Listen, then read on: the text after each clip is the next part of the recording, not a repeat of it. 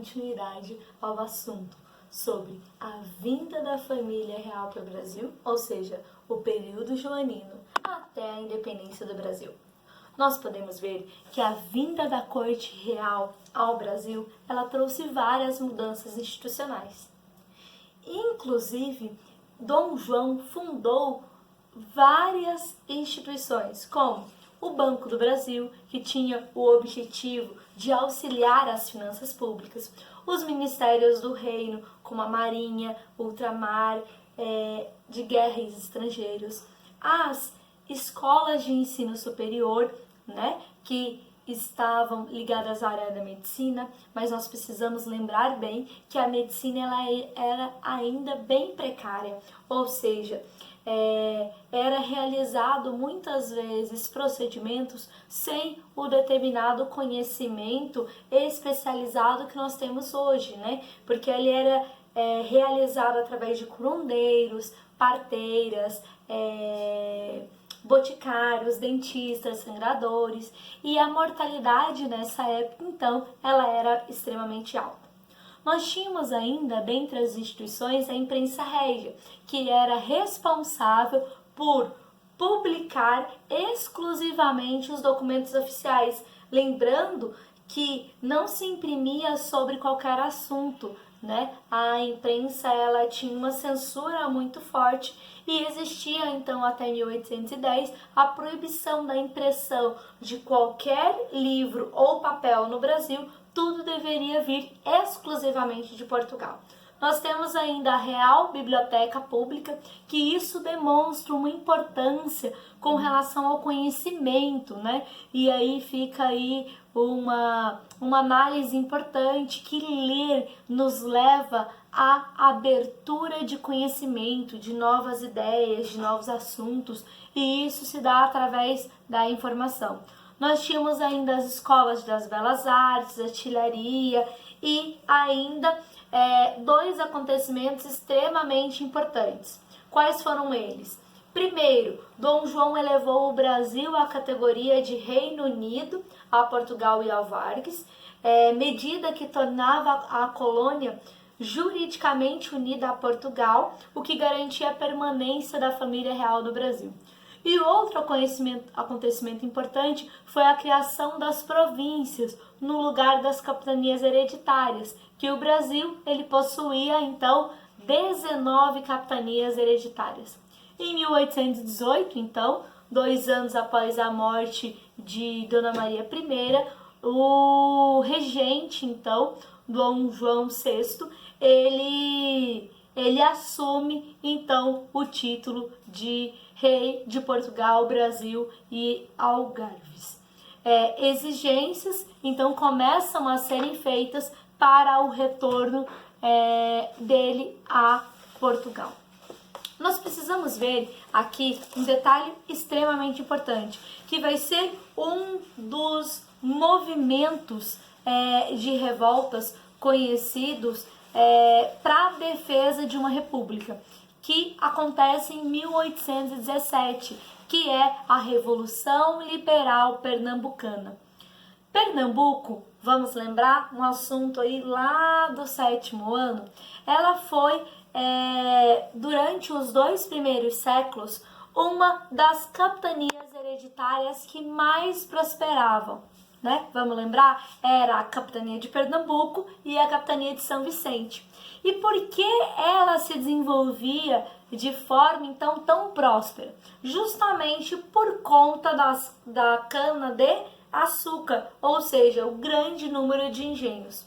Só que a partir do século XVIII, com a queda do preço então do açúcar caiu, a situação da capitania então ela vai se tornar um pouco mais difícil.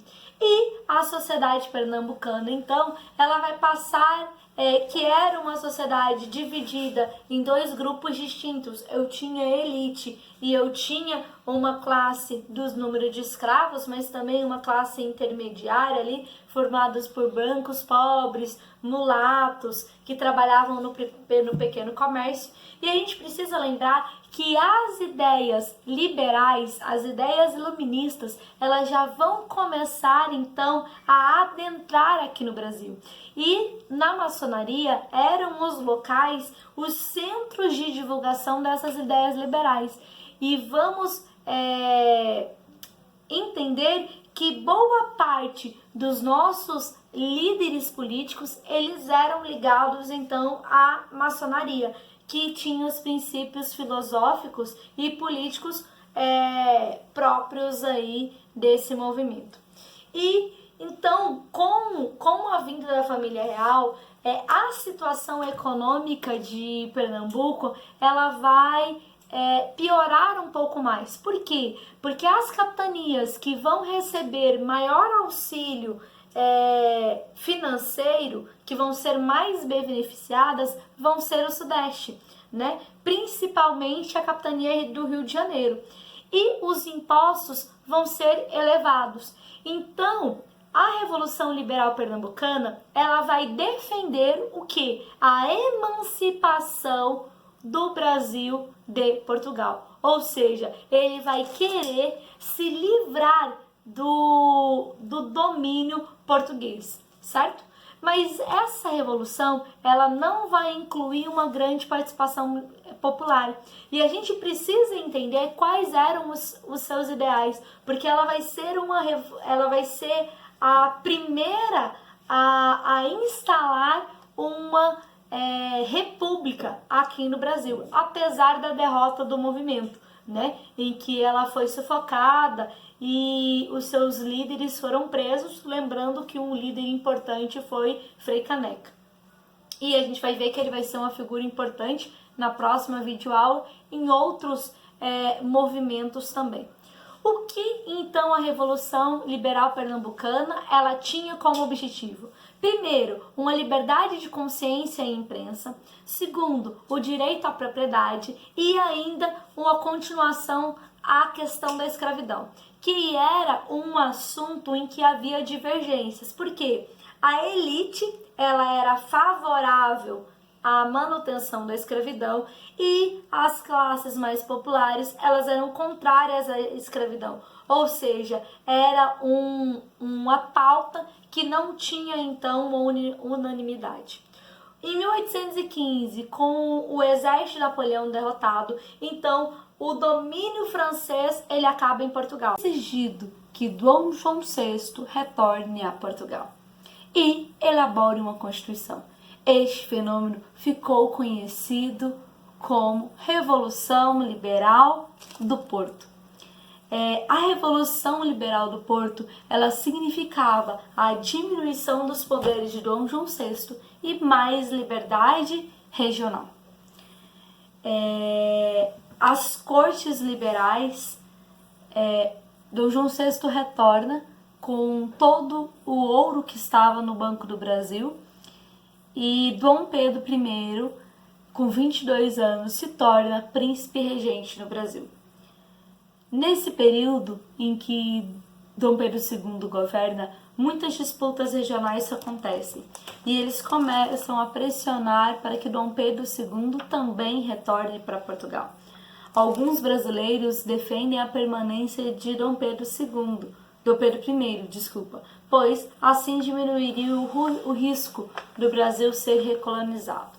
No dia 22 de janeiro de 1822, Dom Pedro I declara que o dia do fico, ou seja, que ele não retornaria para Portugal. E, logo após, ele também faz o dia do cúmplice, ou seja, todas as leis portuguesas só seriam cumpridas no Brasil depois da aprovação do príncipe regente. Em junho de 1822, Dom Pedro provocou uma Assembleia Constituinte para anunciar que a Constituição seria feita para o Brasil. Neste momento, então, as tensões aumentavam com Portugal e o Dom Pedro estava em São Paulo e chegou a notícia de que as cortes portuguesas haviam determinado o retorno imediato através de uma carta recebida por ele, de Maria Leopoldina e José Bonifácio. Então, ele anunciou oficialmente a independência do Brasil através do Grito de Ipiranga. Houve algumas resistências às medidas da independência, como nós veremos no nosso próximo vídeo.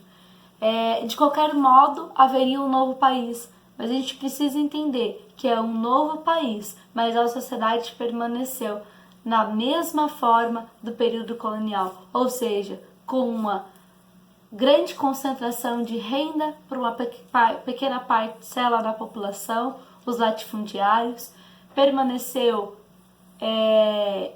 com a mão de obra escrava e a produção voltada para o mercado externo. O direito de participar da política continuou sendo uma monarquia, uma minoria. Nós temos uma sociedade independente, moderna, com uma roupagem arcaica. Beijinho, tchau, até a próxima.